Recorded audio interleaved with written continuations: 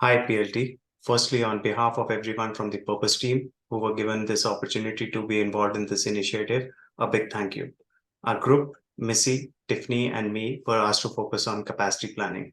What we heard in our conversations and ideation sessions was centered around work capacity, prioritization, staffing, recognition, linkage to key results, and lack of clarity on why we commit to divert resources for unfunded or exploratory projects. In other words, that work just keeps coming in and never stops. Our short term idea revolves around making the most of what we have. What this means essentially is that we maximize our existing capacity by reducing ad hoc and non essential work and focus harder on reviewing what we choose to do against impact, feasibility, and relevance. To make this happen, what we recommend is that the PLT provides budgetary expectations and boundaries, then delegates the decision making of what to pick and what to refuse to PLT minus one. In addition to this, PLT minus one is also expected to work on 2 to 3 processes per team to reduce redundant, non-value adding work across the function. We feel if this is done, it will lead to better buy-in, which should lead to higher engagement and hopefully better quality and productivity across. And not to forget, and maybe the most invaluable benefit, on the job learning for your next levels on how to make hard decisions. The long-term idea focuses on going a few steps further.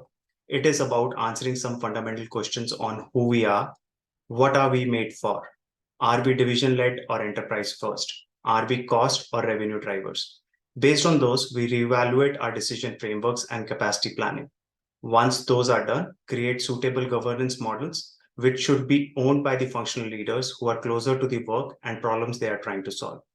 We recommend that going forward, each project should not only have the problem statement, but also the key outcomes to measure ourselves against as a purpose team. This should also be supported by periodic pauses where we sit down and assess what we have achieved, discuss did it create the intended impact, use the insights to review what we were originally planning to do next, and debate the need of making any changes, if at all.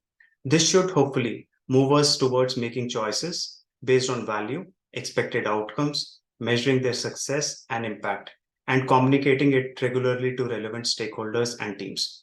We also acknowledge that this is a heavy lift and not going to happen overnight.